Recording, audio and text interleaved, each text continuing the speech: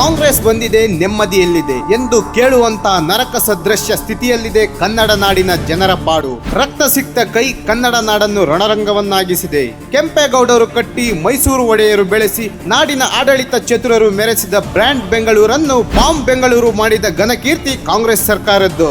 ರಾಷ್ಟ್ರದ ಅಸ್ಮಿತೆ ರಾಮ ಮಂದಿರ ಮಹೋತ್ಸವವನ್ನು ಬಹಿಷ್ಕರಿಸಿದ ಕಾಂಗ್ರೆಸ್ನ ಓಲೈಕೆ ಯಾವ ಮಟ್ಟಿನದೆಂದರೆ ರಾಮನ ಹೆಸರಿನ ಯಾವುದನ್ನು ಸಹಿಸಲಾರದ್ದು. ರಾಮೇಶ್ವರಂ ಕೆಫೆ ಎಂಬ ಹೆಸರಿಟ್ಟ ತಪ್ಪಿಗೆ ರೆಸ್ಟೋರೆಂಟ್ಗೆ ಬಾಂಬ್ ದಾಳಿ ಆಯಿತು. ಕಾಂಗ್ರೆಸ್ ಆಡಳಿತದಲ್ಲಿ ಅಲ್ಪರ ಅಸಹನೆ ಯಾವ ಮಟ್ಟಿನದೆಂದು ಊಹಿಸಿ. ಉಪ್ಪಿಟ್ಟ ಮನೆಗೆ ಕನ್ನ ಹಾಕುವ ಕೈ ಪಾಕ್ ಪ್ರೇಮಿಗಳನ್ನು ಸಂಸತ್ತಿಗೆ ಕಳುಹಿಸುತ್ತದೆ. ನಾಸಿರ್ ಹುಸೇನ್ ಚೇಲಾಗಳು ಪಾಕಿಸ್ತಾನಕ್ಕೆ ಜಿಂದಾಬಾದ್ ಕೂಗಿದರೂ ಲಜ್ಜೆಗೆಟ್ಟು ಸಮರ್ಥಿಸುವ ದೈನೇಸಿ ಸ್ಥಿತಿ ಪುರಾತನ ಪಕ್ಷದ್ದು. ಸಾಕು ಬಂಧುಗಳೇ ಕಾಂಗ್ರೆಸ್ ಸಹವಾಸ.